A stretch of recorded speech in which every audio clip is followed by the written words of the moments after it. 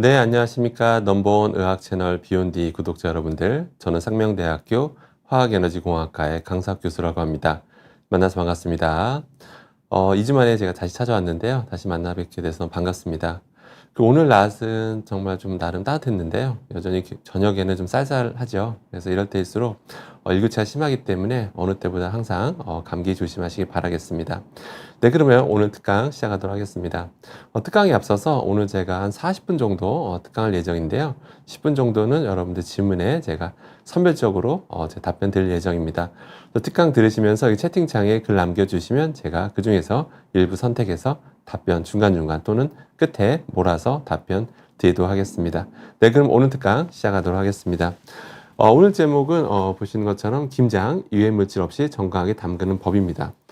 먼저 이제 김치에 대해서 잠깐 말씀드리면 대한민국 국민이라고 하면 김치를 싫어하시는 분은 아마 없을 것 같습니다. 또 요새 K푸드가 전 세계적으로 좀 유행이지 않습니까?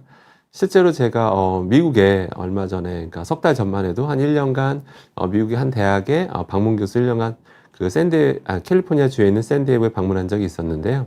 정말 K푸드가 정말 인기가 많을까라고 정말 그 전에 가기 전에는 좀 의심도 좀 하고 그랬었는데요. 실제로 K푸드를 즐기는 외국인들이 많아서 정말 놀랐습니다. 그러니까 한국 음식점에 전에는 한국 사람들만 갔었거든요. 근데 이제는 정말 외국 사람들도 많이 방문하는 것을 보고 좀 많이 놀랐습니다. 또 한인마트에서도 외국인들이 정말 와서 뭐 백인이든 뭐 여러 인종들이 와서 구매하는 걸 보고 참 많이 놀라면서도 이 K푸드가 정말 인기가 많다는 걸 요즘 실감하고 있습니다. 그래서 오늘 김치에 대해서 말씀드릴 건데요. 먼저 이미 김치를 담그신 분도 이미 오래 다 담그신 분도 계실 텐데요. 근데 또 아직 담그지 않으신 분들은 오늘 이 내용 좀 참고하시기 바라고요. 또 이미 담그셨다 하더라도 오늘 제가 드리는 말씀들을 또 꼭 기억해 두셨다가 내년에 담그실 때 꼭 참고하시기 바라겠습니다. 오늘은 어떤 김치 매운 성분, 여기 매운 성분이 조금 논란이 있긴 한데요. 그 매운 거에 대한 얘기는 하지 않고 다른 부분에만 초점을 둬서 말씀드리도록 하겠습니다. 먼저 차근차근 살펴볼 게 있는데요. 아마 김장하실 때 아마 집이든 아니 밖에서 이 김장하는 모습들을 아마 여러분 많이 보셨을 겁니다. 보시는 것처럼 그때 항상 가장 많이 등장하는 거 하나 꼽아보라고 하면 저렇게 생긴 거 있죠. 바로 저런 빨간 대하라고 불리우는.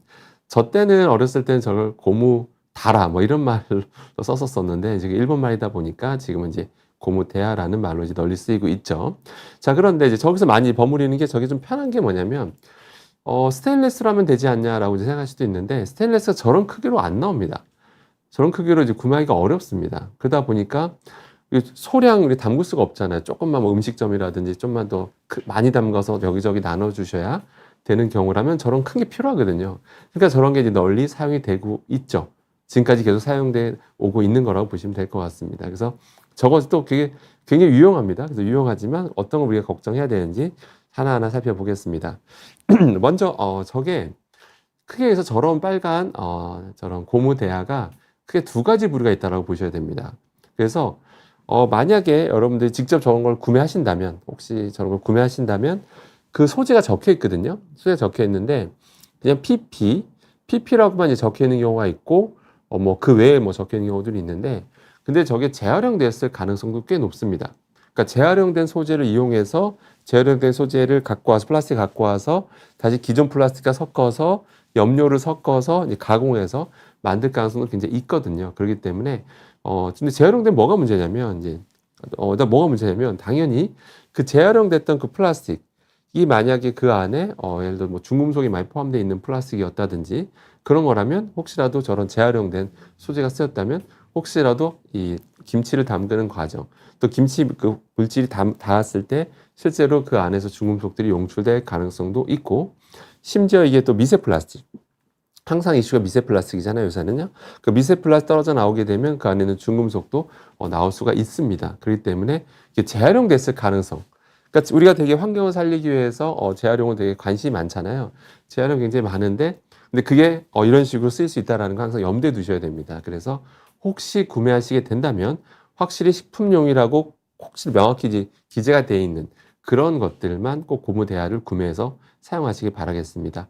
또 이걸 보고 계신 식당 관계자분들도 역시 아무거나 고무 대하 쓰지 마시고 그러지 마시고 반드시 식품용인지 확인하고 구매하고 하셔서 거기다 김치를 담그시기 바라겠습니다. 또 문제는 뭐냐면 또 이제 저런 소재들 중에서 PVC 소재도 여전히 쓰고 있습니다. PVC 소재도. 그러니까 그 아까 말한 고무 대야가요. 그러니까 PP라고 적혀 있으면 괜찮아요. 그나마 괜찮은데 그게 아니라 PVC 소재라고 적혀 있으면 그거는 여러분들 거기다가 그 김치 담그시지 않는 게 좋습니다. 그거는 그냥 PVC 소재 썼다라고 하는 거는 다른 거를 보관하기 위한 용도로 만들었다 보시는 게 더 정확합니다. 거기다가 우리가 그냥 김치 넣고 막 이렇게 거의 버무리고 막 문지르고 뭐 이러라고 만든 게 아니라고 보시면 됩니다. PVC 소재는 뭐냐면요. PVC 소재는 그 저 자체로는 사실은 유연하게 만들기 어려워요. 가공하기 어려워요. 그러니까 원하는 모양을 만들기가 어렵기 때문에 당연히 이제 가공하는 과정에서 이런 그 가수제 쓰고요. 가수 써서 또 가소제를 남기면서 그 유연성을 유지시키는 겁니다.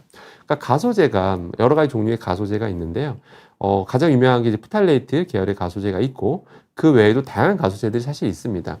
근데 프탈레이트 가소제 쓴 게 환경 호르몬이거든요.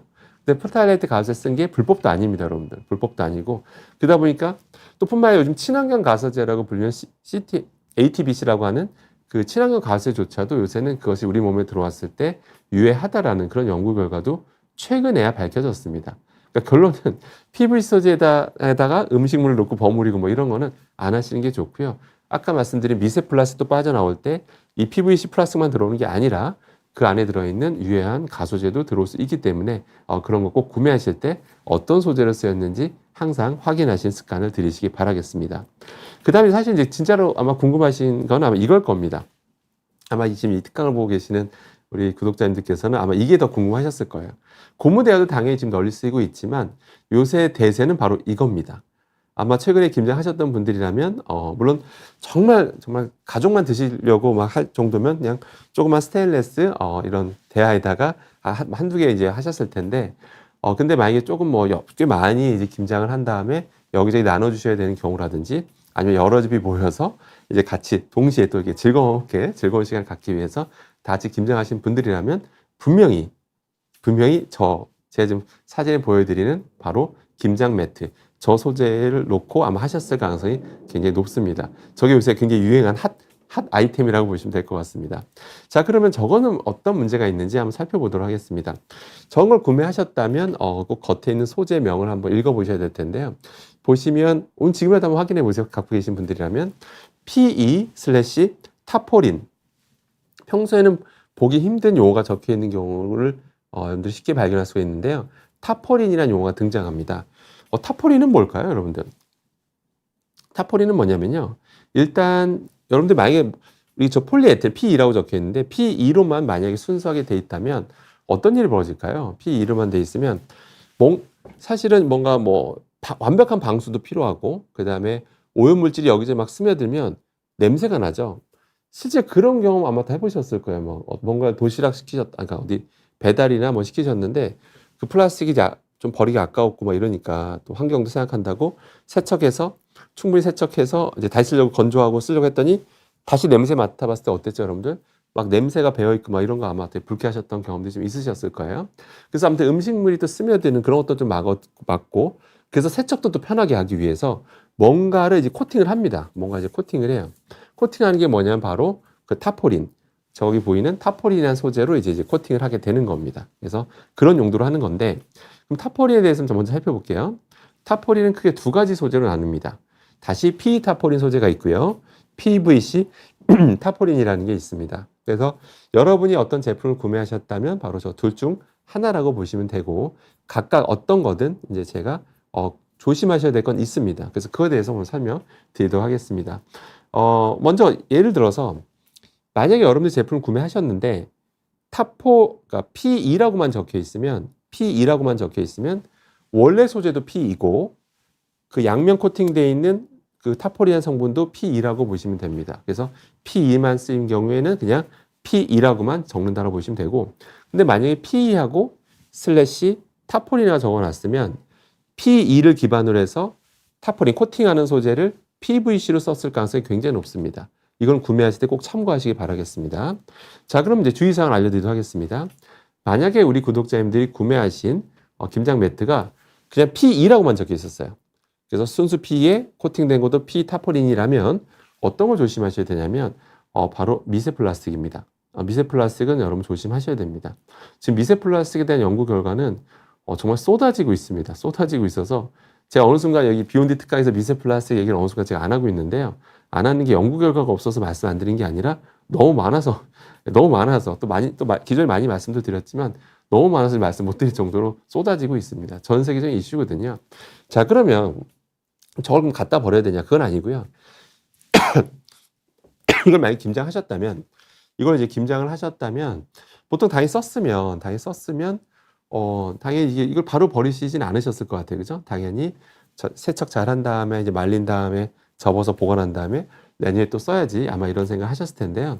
문제는 뭐냐면, 이게, 시간 지나면 분해 현상을 피할 수는 없습니다.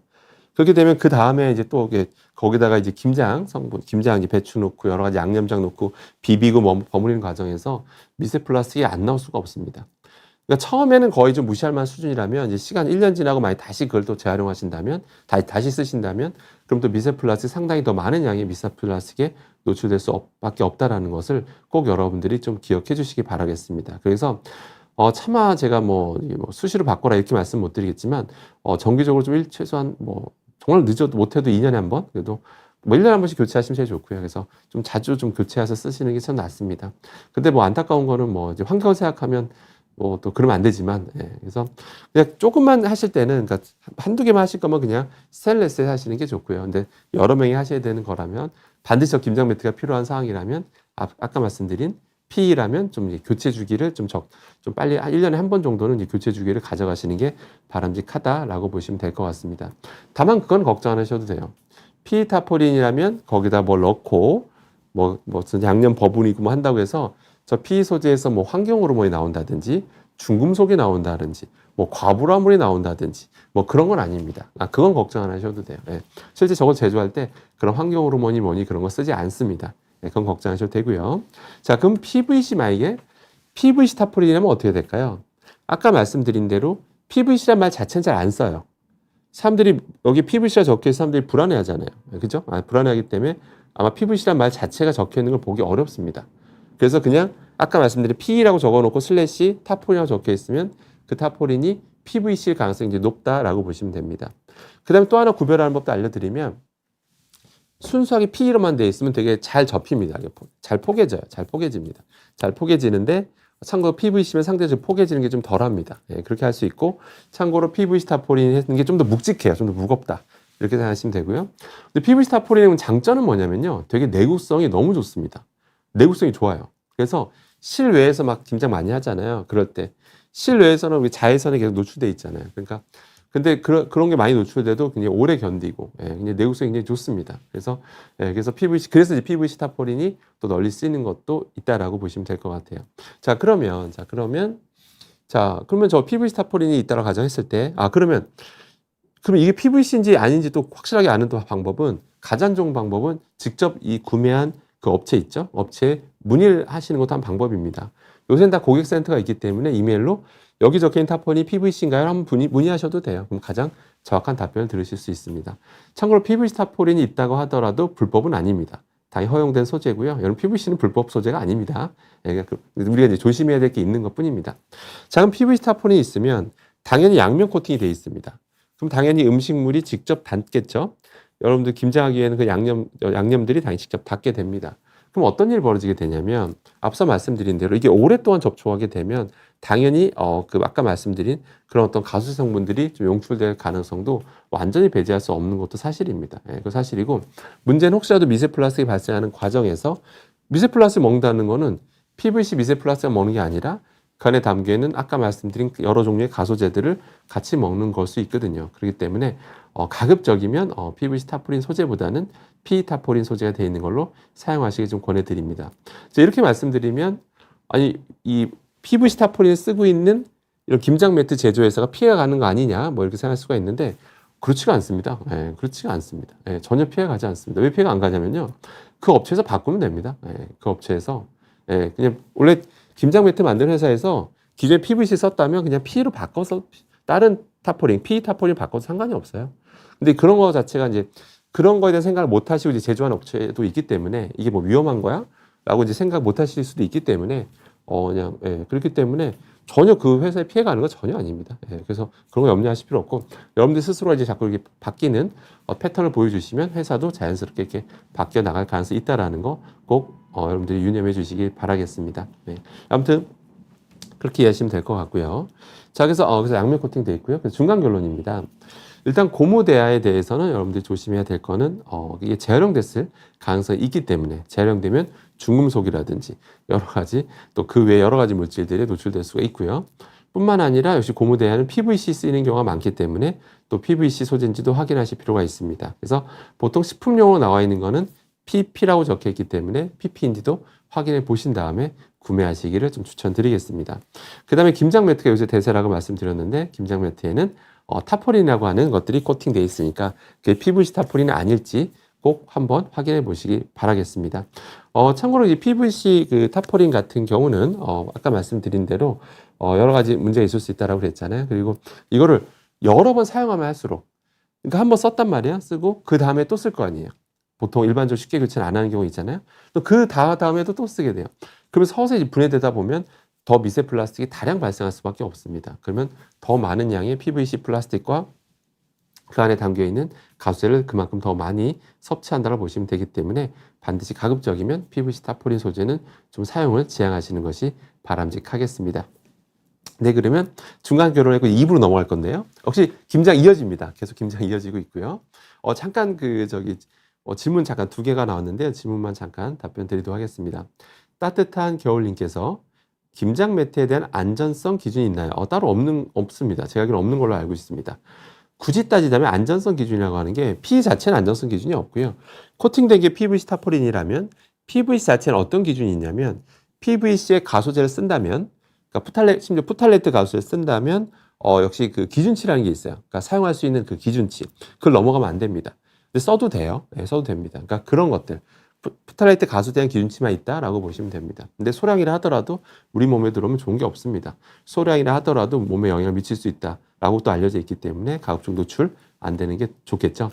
그 다음에 저스트 무직님께서 화장품에도 미세 플라스틱이 있다고 하던데 대체가 가능한가요? 라고 이제 질문 주셨습니다. 참고로 그 화장품은요, 화장품 법에 따르면 모든 성분을 공개하게 되어 있습니다. 하나도 속이면 안 됩니다. 그거 큰일 납니다. 하나도 속이면 안 되고, 쓴 성분들은 모두 다 하나하나 50개가 쓰였다 50개 성분명이 모두 다 아주 자세하게 정확하게 기재가 되어 있어야 됩니다. 다만 그걸 개발한 회사의 어떤 기술력, 개발하기까지 얼마나 힘들었겠어요. 그런 건 이제 존중해 줘야겠죠. 그렇기 때문에 실제로 이런 몇 %씩 들어가 있는지, 각각이 몇 %씩 들어가 있는지는 공개할 의무는 없습니다. 공개할 의무는 없고, 그 다음에 넣는 순서, 또 중간에 넣으면서 또 예를 들어서 뭐 열을 가했다든지, 또 교반을 얼만큼 했는지, 이런 것들 다 변수거든요. 또 어느 습도에서 제작을 했는지, 이런 것들은 공개할 의무가 없습니다. 그러니까 그런 건 하나의 기밀이죠. 그 회사의 기밀인 거고. 하지만 성분은 속일 수가 없습니다. 그래서 결론은 모든 화장품에 미세 플라스틱이 있다라고 볼 수는 없습니다. 그건 아니고요. 실제로 그 성분명을 보고 판단해야 되는데, 근데 요새는 하도 이게 미세 플라스틱 이슈가 좀 많다 보니까 실제로 요새 어지간한 여러분들 그 쓰시는 화장품에는 한번 여러분 성분표 한번 보시면 아시겠습니다만은 일반 플라스틱 성분이 그렇게 막 뭐 흔하게 확인되고 그러지 않습니다. 그러니까 한번 염성분명을 한번 확인해 보시는 것도 하나의 팁이라고 보시면 될 것 같습니다. 옛날에 이제 뭐 스크럽 하는 거 있잖아요. 얼굴 이렇게 막 스크럽 하는 거, 뭐 그런 것들에도 미세 플라스틱이 이제 쓰였었는데, 이제 요즘 그런 것들도 이제 다른 어떤 이제 그런 다른 소재들로 약간 뭐 생분해성 되는 뭐 그런 소재들로 막 쓰는 경우도 있고, 그다음에 저런 플라스틱을 사실은 저희 분야에서 고분자라고 부르는데, 이런 바이오 고분자들, 뭐 그런 물질, 예를 대표적으로 뭐 셀룰로스, 식물 세포벽의 주성분인 셀룰로스, 뭐 이런 걸로도 요즘 뭐 활용하고 뭐 이러기 때문에, 그건 일반적으로 플라스틱의 말은 안 하거든요. 그냥 고분자라고만 하는데, 그런 것들은 여러분들이 뭐 크게 뭐 피부에 닿는다고 해서 크게 걱정하실 필요는 없겠습니다. 그래서 성분명을 꼼꼼하게 따져보시기를 좀 추천드리도록 하겠습니다. 네, 그러면 그 다음 이제 우리 김장에 대해서 이제 그 다음 이어서 또 가도록 하겠습니다. 지금까지는 제가 이제 그 용기에 대해서 말씀드렸어요. 김장할 때 용기. 그럼 이제 김장할 때 또 어떤 것을 조심해야 되는지 한번 살펴보도록 하겠습니다. 이거 한번 그 SBS에서 되게 이제 문제가 됐던, 크게 아주 이 기사가 SBS 뉴스에서 기사가 나가고 나서 전국적으로 이제 이슈가 됐던 그런 기사였는데요. 아마 보신 분들 많으실 겁니다. 이게 한 번 나간 게 아니라 2주에 걸쳐서 나갔었거든요. 이 기사가. 2024년 5월 말에 나간 기사인데요. 사실 과부라 화물, 여기 보면 과부라 화물이라는 게 나오죠. 과부라 화물이라는 건 원래 자연계에 존재하는 게 아닙니다. 아닙니다. 아니에요. 아닌데 그냥 우리 사람이 뭔가 이제 제품을 만들기 위해서, 사람을 위한 제품을 만들기 위해서 공장에서 이제 다양한 화학 반응 통해서 물질을 만들고 제품을 만들잖아요. 그럼 이제 폐수들이 만들어지겠죠. 또 생활하수도 마찬가지고요. 그게 강과 바다로 계속 흘러가면서 이제 과불화물들이 계속 지금 바닷속에서 농도가 지금 높아지고 있는 추세라 보시면 되는데, 과불화물은 참고로 종류가 굉장히 많습니다. 굉장히 많고요. 네, 굉장히 많은데요. 저런 것들이 사실 우리 몸에 들어왔을 때 뭐 분해가 잘 된다든지, 그리고 분해는 안 되더라도 들어왔을 때 대사작용을 통해서 뭐 소변이나 이런 걸로 잘 배출이 되면 아무도 걱정을 안 하겠죠. 근데 왜 전 세계적으로 걱정을 하냐면, 저런 과불화물들이 우리 몸에 들어오면 잘 안 빠집니다. 그 안 빠지면서 영향을 미치느냐? 예, 미칩니다. 그런 것들이 계속 연구되고 있습니다. 계속 연구되고 있어서 계속 연구되고 있습니다. 그래가지고 그러니까 연구되면서 계속 독성들이 나오는 거예요. 나오고 있습니다. 그래서 지금 어떻게든 우리가 최대한 노출이 안 되게 하려고 지금 전 세계 노력하고 있다라는 건데, 이때 그 SBS에서 이제 취재를 해봤더니 충격적인 결과가 나왔었죠. 일단 뭐 수산물에서 많이 나온 건 뭐 말할 것도 없고, 수산물에서 과부하물들이 정부 조사기도 한데 10개 중에 한 거의 약 9개, 거의 약 90% 육박하는 그런 수산물에서 과부하물들이 다 검출됐습니다. 여러분, 10개 중에 9개는 그 안에 그냥 과부하물들이 있어요. 그게 이런 수산물에 잘 들어가게 되면 역시 수산물에서 잘 안 빠져서 그래요. 이런 지방층에도 잘 달라붙고 있고요. 이러다 보니까 잘 안 빠진 거예요. 안 빠져 있는 건데, 참고로 뭐 생선 내장에서는 뭐 살코기보다 과부하물이 뭐 10배 이상 검출됐다, 뭐 이런 충격적인 기사가 나왔었죠. 간단하게 이걸 요약해 드리면, 이게 오늘 김장하고도 좀 관련이 있습니다. 식약처에서 국내 수산물 44종을 한번 조사했었어요. 식약처에서 꼬막과 액젓 두 가지를 뺀 나머지에서 과불화 옥탄산, 그러니까 과불화 화물 중에서 그러니까 과불화물 중에서 PFOA라고 하는 것이 검출이 됐다라고 이제 충격적인 발표를 했었죠. 충격적인 거는 바닷가재에서는 평균에 17배가 검출됐고요. 멍게도 여러분들 많이 좋아하시죠? 멍게도 무려 평균에 9배가 검출됐었습니다. 물론 역시 부위별로 다 달랐습니다. 예, 아무튼 충격적인 결과라고 할 수 있는데, 자, 이렇게 충격적인데 이제 식약처 입장은 뭐냐면요.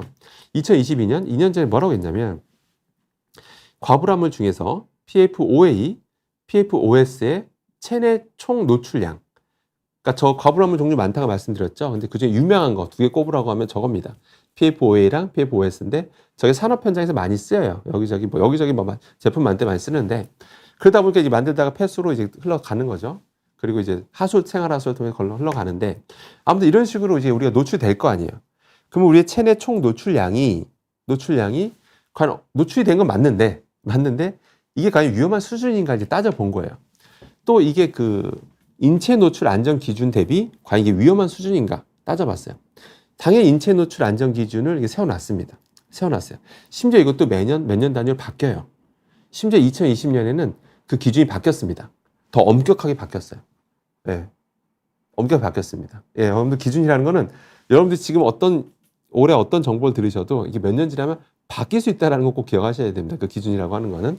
아무튼 가장 최근 기준 엄격하게 했는데, 현재 우리가 노출된 수준은 아직까지는 안전한 수준이다라고 훈훈한 입장을 발표한 바가 있습니다. 한마디로 걱정 안 해도 된다. 뭐 그냥 평소대로 그냥 뭐 드셔도 된다. 뭐 약간 뭐 그런 훈훈한 메시지였죠. 근데 과연 그럴까요? 여러분들? 과연 그럴까요? 자, 지금 정부의 발표에 조금 여러분들이 의아하실 겁니다. 뭐냐면, 제가 아까 말씀드렸죠. 과불화물 종류는 많다라고 말씀드렸습니다. 종류가 많습니다. 종류가 많은데 지금 정부가 뭐라고 했죠? PFOA랑 PFOS 저 두 가지를 놓고 저 두 개 가지고 판단했더니 현재는 괜찮아라고 현재 얘기하고 있는 겁니다. 다른 과불화물은 아직 지금 신경도 못 쓰고 있습니다. 지금. 네. 왜냐면 PFOA, PFOS가 많이 쓰이긴 해요. 많이 쓰이긴 합니다. 네, 실제 많이 관찰도 되고. 네, 그리고 저거에 대한 연구가 많이 됐어요. 그러니까 저거 연구가 많이 됐으니까 인체 노출 안전 기준을 세우기가 좋은 거죠. 연구가 많이 됐으니까, 상대적으로 많이 됐으니까. 그렇게 세워서 했더니 아직까지 안전하다고 말을 합니다. 근데 그렇게 여러분들 쉽게 말씀드릴 수가 있을까요, 여러분들? 네, 보시는 것처럼 과분한 종류가 많다라고 했는데 잘랑초 2개만 가지고 현재 뭐 안전하다 뭐 이렇게 말을 할 수는 없는 거죠. 게다가 복합 독성. 요즘 유행이 연구의 트렌드가 복합 독성이거든요. 여러분들이 뭔가를 먹으면서 뭐 또는 여러 가지로 노출되면 한 가지 성분에만 노출되는 게 아니지 않습니까? 당연한 거죠. 너무나 당연한 거죠. 동시다발적으로 여러 가지 동시에 노출되는 거기 때문에 종합적으로 봐야 되거든요. 그러니까 예를 들어서 저렇게 2개는 안전해요. 안전한 농도로 들어오는데 또 우리 쌓여있는 게 안전한데 다른 것도 우리가 같이 있잖아요. 우리 몸에 중금속도 있고 다른 뭐 여러 가지 뭐 환경 호르몬이든 또 심지어 농약 성분이든 뭐 많거든요. 그런 것들 종합적인 연구 결과는 실제로 연구된 바가 충분히 안 돼 있습니다. 안 돼 있습니다. 이제 그렇게 보셔야 돼요. 그래서 이런 상황에서 이제 이 논문을 보셔야 됩니다. 이제 이게 김장하고 무슨 상관이 있느냐라고 생각할 수가 있는데 김장하고 상관이 있습니다. 자, 최근 논문입니다. 2024년 7월에 나온 굉장히 최근 얼마 안 된 굉장히 의미심장한 연구 결과가 이제 저명학술지에 세계적인 저명학술지에 이제 게재가 된 바가 있었는데요. 여기서 뭐냐면 새우를 한번 분석해 봤어요. 새우. 이제 눈치채셨겠죠. 여러분 당연히 새우젓. 김장하실 때 새우젓 쓰시잖아요. 새우젓이 들어가야 또 김장의 달인들, 김치의 달인분들은 이제 새우젓을 굉장히 잘 활용하신다라고 제가 알고 있는데요. 새우젓 써야 또 이게 맛있다라고 알려져 있죠. 맛이 감칠맛도 되게 강해진다라고 하더라고요. 아무튼 그 새우에 대해서 한번 분석을 해봤습니다. 새우. 일본과 인접국가라면 뭐 당연히 우리나라도 들어가겠죠. 인접국가의 8개 연안 지역을 분석했는데 8개 연안 지역에서 나는 새우도 종류가 많더라고요. 새우도 종류 중에서 7개 종류를 한번 분석해 봅니다. 새우를 딱 채취해 가지고 이 새우의 도대체 새우의 내에는 얼마나 어떤 걸로 오염됐을까? 라고 한번 분석을 해봤습니다. 했더니 충격적인 결과들이 나옵니다. 이 새우에서 가장 많이 관찰된 게 뭐였는지 아십니까, 여러분들? PFOS, 아까 잠깐 등장했었죠? PFOS랑 PFUNDA. 이게 원래 명칭은 여기 영어로 적혀있는데 뭐 그냥 깁니다. 퍼플로로 운디케이노익 엑시드라고 한국말로는 퍼플로로운 데칸산이라고 하는데 아무튼 뭐 저렇게 긴 이름 모르셔도 되고 PFUNDA라고 그냥 그렇게만 기억하시면 될 것 같은데요. 아까 정부에서 언급조차 안 했던 아까 언급 안 했죠? 아까 PFOA랑 PFOS였죠? 언급조차 안 했던 저 2가지 특히 저 생소한 PFUNDA가 아까 새우에서 가장 많이 검출이 됩니다. 무려 새우에서 감찰됐던 총 과부라물 PFAS라고 하는데 저 PFAS의 총 과부라물 중에서 무려 약 50%를 차지합니다. 혹시 이 말이 혹시 이해되시나요? 아까 정부에서 PFOS, PFOA로만 따져보면 괜찮다라고 했는데 실제 뭐라고요? 보시는 것처럼 저 새우에서 우리가 고려도 안 했던 저 PFUNDA가 저렇게 많이 관찰이 됐다라는 겁니다. 저거예요. 저 연구도 충분히 안 됐습니다. 저 자체로도 연구가 충분히 안 됐고요. 저게 PFUNDA가 저 자체도 연구가 충분히 안 됐고 저것과 다른 과부란물들이 같이 있을 때 일어나는 복합 독성도 충분히 연구가 잘 안 됐습니다. 참고로 저 PFOS는 뭐냐면요. 저게 여러분들 우리 몸에 들어오잖아요. 당연히 독성은 당연히 있고요. PFOS가 우리 들어왔을 때 저게 우리 몸에서 빠질 때 그러니까 빠지는 시간이 얼마 걸리냐면요. 여러분들 얼마 걸릴 것 같습니까? 저게 만약에 우리 몸속에 지금 10mg이 쌓여 있어요. PFOS 10mg 쌓여 있으면 이게 5mg이 되는데 절반으로 줄어드는데 5년이 넘게 걸립니다. 10mg이 있으면 5mg 되는데 5년 걸렸어요? 5mg이 2.5mg 되는데 또 5년 걸려요. 그게 1.25mg 되는데 또 5년 걸립니다. 완전히 다 빠지는데 시간이 굉장히 오래 걸립니다. 그 사이에 여러분들 아무것도 안 드시나요? 계속 들어오죠. 계속 누적되면서 이제 문제가 되고 있는 겁니다. 그렇기 때문에 지금 전 세계적으로 지금 이거에 대한 규제, 관리가 지금 굉장히 다들 심각하게 생각하고 지금 여러 가지 정책들을 내놓고 있다라고 보시면 됩니다. 지금 PFOS는 그나마 이제 연구가 많이 된 거예요. 다행히 우리 몸에 쌓여서 독성도 많이 일으키고요. 하지만 저 PFUNDA는 충분히 연구조차 되지 않았다라는 거 꼭 기억하셔야 됩니다. 두 번째 뭐냐면 역시 이제 종과 위치에 따라 달랐다는 거고요. 종과 위치. 당연히 이제 새우도 종에 따라서 흡수되는 정도가 좀 달랐던 것 같습니다. 그리고 들어왔을 때 분포되는 정도도 이제 위치에 따라 달랐다라고 돼 있고요. 그리고 그 연안지에 어느 연안위에 있느냐에 따라 달랐다는 거죠. 당연한 거죠. 어떻게 보면. 당연한 거죠. 당연히 이게 육지로부터 얼마큼 가까이 있느냐, 그 육지가 또 얼마나 오염원이 그 육지에 얼마나 많으냐, 예를 들어 공장이 또 얼마나 많으냐, 뭐 이런 것들도 다 영향을 줬겠죠. 충격적인 결과가 뭐냐면, 자 보세요. 보십시오. 이 논문에 또 굉장히 또 의미 있는 결론이 바로 이겁니다. 새우의 PFAS 프로파일. 그러니까 새우가 오염돼 있던 그 과불합물 그 성분들 있잖아요. 종류들과 성분 퍼센트 막 따져, 그게 일본 소비자들 혈청을 피를 분석해 봤더니 일본 소비자들 혈청의 프로파일과 일치한다라는 충격적인 결과를 발표합니다. 새우가 오염된 거랑 인간이 오염된 거랑 똑같다는 겁니다. 인간은 저걸 스스로 만들어내지 않습니다. 전 반드시 여러분들 먹어서 들어오는 겁니다. 먹어서 잘 안 빠지고 체내에 지금 쌓여나가고 있다는 겁니다. 예. 그래서 이 결론이 뭐냐면 새우와 같은 해산물 소비가 중요한 노출원이라는 직접적인 근거인 거죠. 맞지 않습니까? 새우가 오염된 거랑 우리 몸에 오염된 거, 그 퍼센트나 종류가 똑같다고요. 거의 한다 이겁니다. 예, 그만큼 지금 수산물의 오염 정도가 심각하다. 특히 우리나라에 유통된 수산물의 90%는 지금 과불합물에 다 노출돼 있고요. 그럼 이게 지역별로 똑같으냐? 그렇지 않습니다. 지역별로 똑같지 않고요. 유럽 수산물들도 다릅니다. 예, 당연히 다릅니다. 예, 거기는 과불합물 중에서 PFOS의 검출률은 40%가 안 돼요. 40%가 안 돼요. 우리나라는 90% 육박하잖아요. 당연히 바다도 다 똑같은 바다가 아닙니다. 어느 육지에 가까이 있느냐 다르고요. 그 다음에 그게 거기서 이제 수산물을 채취하니까 당연히 거기 오염된 정도가 다르겠죠. 그거 꼭 명심하셔야 됩니다.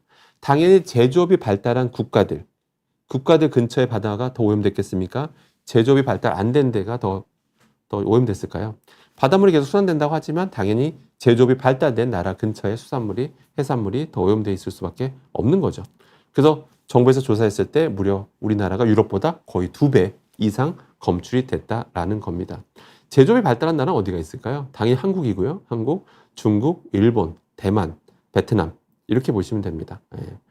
사실 우리나라도 제조업으로 먹고 사는 나라죠. 사실 반도체든 배터리든 뭐 핸드폰이든 자동차든 그러지 않습니까? 뿐만 아니라 뭐 중국 말할 것도 없습니다. 중국이 요새 뭐 공장들이 베트남으로 이전하고 있다, 인도네시아 이전하고 있다 말을 해도 여전히 세계 최대의 공장은 중국입니다. 중국에서 가장 많은 생산이 이루어지고 있습니다. 지금 공장 폐수에서 얼마큼 지금 배출되고 있는지 여러분 우리가 조사한 적도 없습니다. 우리 국가 예를 들어서 기관에서 뭐 공무원들이 파견을 딱 가요. 중국 가서 중국 앞바다에서만 이제 조사합니다. 얘네들 정말 기준치에 그러니까 폐수를 버리는 게 불법은 아니지만 과연 기준치는 지켜서 배출이 되는지 얼만큼 엄격하게 관리를 하고 있는지 한번 우리나라 정부 조사단이 가서 조사할 수 있을까요? 그게 가능할까요, 여러분들? 불가능합니다. 만약 했다가는 바로 뭐 무역 제재가 들어올 것 같습니다. 뭐 한국산 불매운동이 벌어질 수도 있고 감히 남의 나라 와가지고 뭐 니들이 왜 조사하냐 이렇게 될 거예요. 정말 그렇습니다. 그래서 얼마큼 바로 옆 나라 중국에서도 얼마큼 배출되고 있는지. 일본도 제조업이 발달한 나라잖아요. 보셨잖아요, 이 데이터들. 제조업 발달된 나라에서 이런 결과들이 나온다라는 겁니다. 여러분들 이해하시겠죠? 자, 그러면 다시 볼게요. 그러면 아까 우리나라에서 다시 PFOS만 가지고 이제 괜찮다 막 이런 얘기 했다고 말씀드렸죠. 이 두 개의 노출량만 봐서는 괜찮다라고 얘기했다. 정부에서 발표했는데, 자, 이 자료 보십시오. 이게 우리나라에서 발표한 자료입니다. 우리나라 사람들의 피를 분석해 봤어요. 했더니 보시는 것처럼 인체 바이오 모니터링에서 과연 사람한테서 검출되는 과불합물에는 어떤 종류가 있을까 살펴봤더니 여러분 보면 약간 생소한 용어들 막 보이시죠? 생소한 용어들 보이시죠? PFOA, PFOS 말고도 보시는 것처럼 저런 다양한 종류의 과불합물에 이미 여러분들은 이미 오염돼 계십니다. 오염돼 계십니다.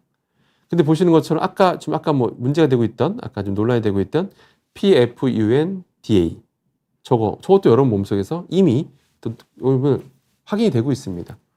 검출이 되고 있어요. 여러분 몸속에 저게 다 여러분이 이미 저런 거에 오염돼 있다라는 겁니다. 그런데 지금 PFOA랑 PFOS 두 개만 가지고 우리는 안전합니다. 여러분들 맘 놓고 드십시오라고 말할 수 있는 근거는 전혀 없다라는 거. 잘못된 결론이라는 걸 여러분들은 우리 구독자님들이라도 꼭 이해를 하셔야 됩니다. 이거 정부 자료입니다. 이건 정부 자료. 그래서 결론은 뭐냐?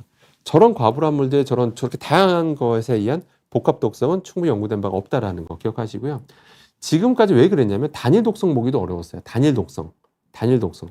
그러니까 PFOA만 동물에다 왕창 먹여 다양한 조건에서 왕창 먹여보고 PFOS만 다양한 조건에서 왕창 먹여보고 그런 결과만 가지고 판단을 한 거 이제서야 이제 세워왔는데 그런 것들도 지금 계속 연도에 따라 전 세계적으로 보면 연도에 따라 그 기준치가 계속 바뀌어가고 있습니다. 계속 바뀌고 있어요. 여러분들 아마 옛날 2006년도 자료 보면 놀라실 겁니다. 지금 말도 안 되는 수치들이 옛날 유럽에서 잡아놨었어요. 별 문제 없어. 그 당 2006년도에는 그게 그 정도 잡아놔도 괜찮다고 생각한 거죠. 왜? 연구된 바가 없으니까. 근데 연구가 계속 쌓이다 보니까 그거에 맞춰서 기준도 엄격해진다라는 거죠.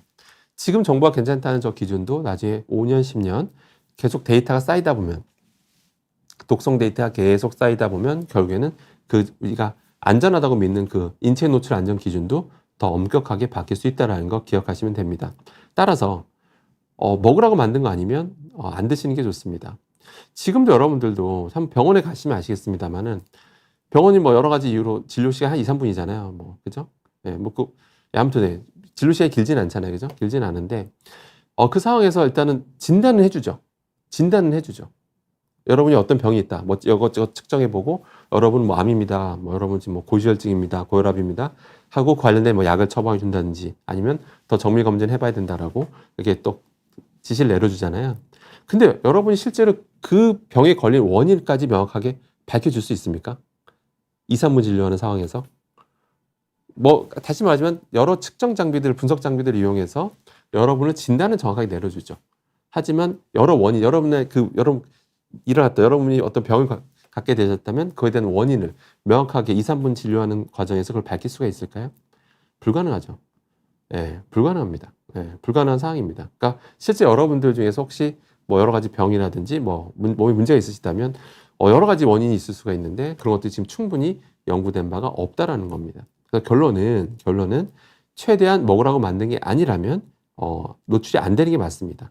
제가 오버하는 게 아니라 전 세계적으로 그래요. 지금 전 세계적으로 정부에서 여러 가지 데이터들이 자꾸 독성이 쌓이니 결과들이 확인되니까 점점 기준을 엄격하게 바꿔 나가고 있다라고 보시면 될 것 같습니다. 그럼 아까 제가 말씀드렸죠? 제가 오버하는 게 아니라고 참 이거 보십시오, 여러분들. 이거 보십시오. 2024년 올해입니다. 올해. 제가 기준이라는 거, 규제라는 건 계속 매년 바뀐다라고 했죠. 보시는 것처럼 2024년 미국만 해도요. 얼마나 지금 엄격하게 바꾸냐면요. 미국도 이 상황이 심각하게 이제 받아들이고 있는 거야. 이건 지금 심각하다. 자꾸 이제 바다가 오염되고 뭐 오염되고 하다 보니까 자꾸 우리가 우리 몸에 들어 잘 빠지도 않는 과부하물들이 자꾸 우리 몸을 자꾸 검출돼 가고 늘어나고 이러다 보니까 안 되겠다. 이거는 규제해야겠다. 그래서 어떻게 하냐면 얼마나 엄격하냐면 일단 물. 여러분 드시는 물이 있죠. 물에서만큼은 사실상 안 나오게 해야겠다. 물만이라도. 그래서 그 관련된 규제를 엄격하게 지금 바꿨습니다. 그래서 올해부터 엄격하게 규제가 대폭 강화되고요. 이제 물에서는 미국에서는 안 나오게 하겠다. 적어도 물만큼 맘 놓고 먹을 수 있게 하겠다라고 하고 있고요. 유럽도 마찬가지입니다. 규제가 굉장히 대폭 강화되고 있습니다. 이해되시겠죠? 우리나라는 나름 우리나라도 아주 규제가 있고 기준이 있지만 미국, 유럽에 비해선 상대적으로 좀 약한 편입니다. 상대적으로 느슨한 편이라는 것도 여러분들은 꼭 명심해 주시기를 바라겠습니다. 그럼 이렇게 질문 주실 수가 있을 것 같아요. 아니 우리나라 물에서 나와요? 라고 이제 질문하실 수도 있어요. 그러니까 아까는 뭐 수산물은 그렇다 치는데 우리나라 수돗물에서 과부하물이 나오나요? 라고 질문 주실 수 있습니다. 제가 오늘 정부 자료를 갖고 오진 않았는데요. 정부에서 공개한 자료입니다. 수도사업본부에서 공개한 자료입니다. 참고로 대구였고요. 대구에서 나온 그 자료를 공개한 자료를 보면 자 보세요. 처음에 깨끗이 하기 전에 물을 원수라고 합니다. 원수. 그 다음에 깨끗이 한 물을 정수라고 합니다. 원수야 좀 지저분할 수 있죠. 그렇죠. 원수는 지저분할 수 있죠. 하지만 깨끗이 여러 가지 필터 깨끗이 했다면 정수된 물은 깨끗해야 되죠. 어떤 유해 물질이 있으면 안 되겠죠. 그런데 정부 대구시에서 발표했던 어떤 특정 수도사업본부에서 발표했던 공식 자료를 보면 불행히도 안타깝게도 정수한 물에서도 이런 과불한 물들이 뭐 미량이긴 합니다만 검출이 됐습니다, 여러분들. 검출이 됐습니다. 만약에 그 물을 진짜 그대로 드시게 된다면 과불한 물 같이 드시는 거예요. 심지어 물인데도 불구하고. 당연히 깨끗할 거 생각하는 그 물인데도 그걸 드시는 거고, 아까 말씀드렸죠? 들어오면 이게 몸에서 안 빠진다고. 아까 PFOS는 빠진데 5년 걸린대요. 절반을 줄었는데 5년이에요. 절반. 예. 10년 지나야 75%가 없어져요. 10년이 지나야 75%, 그러니까 10년이 지나도 25%나 남아있다라는 뜻입니다. 이게 현실입니다. 이게 현실입니다. 그러니까 그만큼 지금 환경, 이거 사실은 뭐 누구의 잘못이라도 환경오염 문제가 그만큼 심각하다라고 보시면 될 것 같습니다. 다시 말씀드리면 지금 생활화사 공장 폐수로 계속 지금 강가 바다로 가고 있는데, 여러분 공장 폐수를 버리는 건 불법이 아닙니다. 여러분 공장 폐수 버리는 건 불법 아닙니다. 예, 만약 불법을 했다면 우리나라 제조업들 다 문 닫아야 됩니다. 예, 우리나라는 경제 성장을 못했겠죠. 다만 버릴 때 그 희석해서 버려라. 기준치를 정해줘요.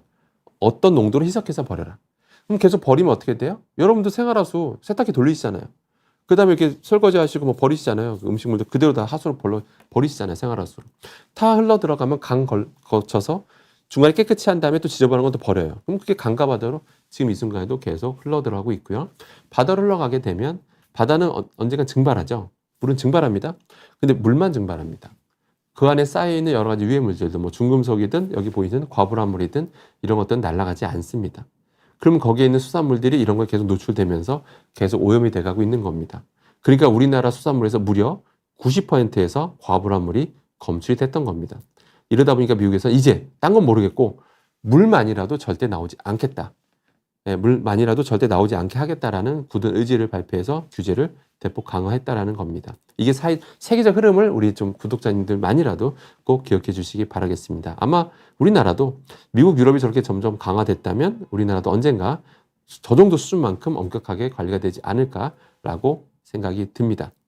자, 그러면 결론입니다. 국내는 현재까지 PFOA, PFOS만 가지고 현재 뭐 괜찮다라고 입장을 하고 발표하고 있지만 말씀드린 대로 뭐 새우만 봐도 PFOS랑 전혀 생소한 PFUNDA라고 하는 이런 것들이 오히려 PFOS를 합쳐서 무려 50%를 차지하고 있다는 거. 저 파란색 표기한 거는 제대로 연구된 바도 없다라는 거 꼭 기억하시기 바라겠습니다. 그래서 새우젓. 그래서 결론은 김장하실 때 새우젓을 쓰셔야 맛있지만 너무 많이 쓰지 마십시오. 너무 많이 쓰지 마시고 그게 핵심입니다. 새우젓은 조금만 쓰셔라.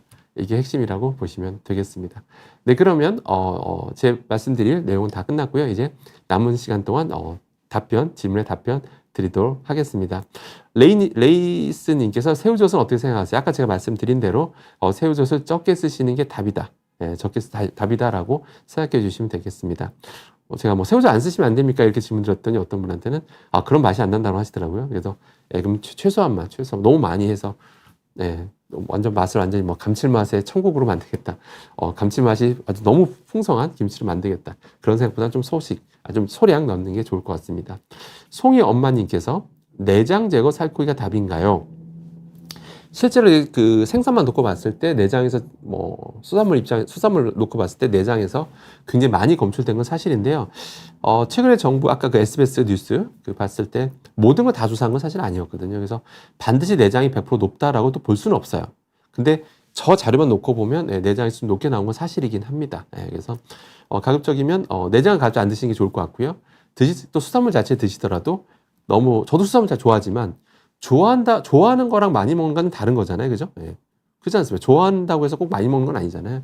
좋아하지만 저도 이게 정말 가끔씩 먹는 별미입니다. 수산물은 저한테. 그래서 정말 좋아합니다. 수산물. 뭐 대한민국 국민이라면 수산물 다 좋아하시잖아요. 저도 그렇고요. 근데 좀 가끔씩 드시는 별미를 드시면 좋을 것 같습니다. 다음에 행복한 인생님께서 김장할 때 사용되는 소금도 미세 플라스틱 문제가 있지 않나요? 천일염은 안전한 소금일까요? 라고 질문 주셨습니다. 일단 김장에 사용되는 소금, 미세 플라스틱 이거에 대해서 정부가 실험한 적이 있습니다. 정부가 실험한 적이 있습니다.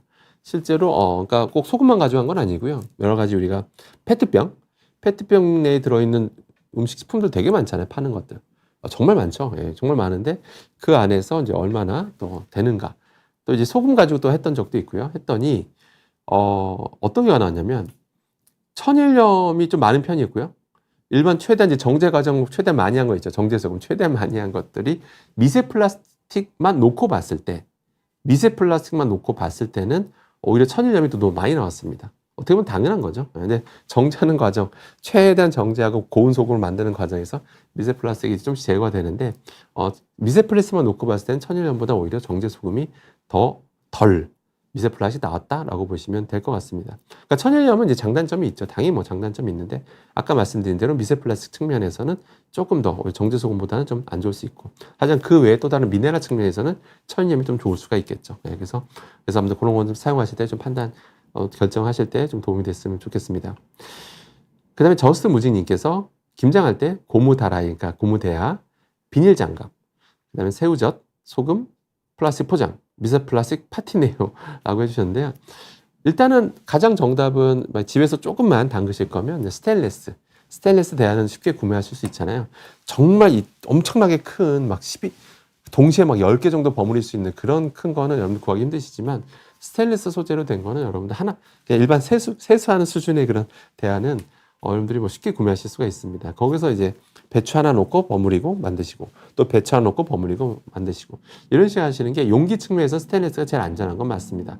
다만 스테인리스 초반에는 그 제품 겉면에 막 뭐 이것저것 묻어있는 것 한 번쯤 다 들어보셨죠? 그 연마제라고 하는 것들이 묻어 있습니다. 새까만 게 묻어 있어서 그건 반드시 제거하고 충분히 닦아주셔야 됩니다. 없어질 때까지. 그런 것들 다 하고 스테인리스에다가 하시는 게 좋을 것 같습니다. 그 나머지 것도 이제 미세 플라스틱, 아까 이슈 있다라고 했으니까 좀 정기적으로 교체하시는 게 좋고요. 그다음에 새우젓은 미세 플라스틱 이슈보다는, 당연히 미세 플라스틱 이슈도 있죠. 네, 그거보다는 아까 말씀드린 과불화물 이슈가 요새는 더 문제가 되고 있기 때문에 새우젓 사용은 조금은 소량 쓰시는 게 좋을 것 같습니다. 그 다음에 헬로 비너스 님께서 김장할 때 배추에 남아있는 유해한 것들을 없앨 수는 없나요? 발효 과정에서 유해물질이 발생할 수 있다고 들었는데요. 오히려 발효 과정보다 배추에 남아있는 유해한 것들, 사실은 굳이 따지자면 사실 농약입니다. 농약인데요.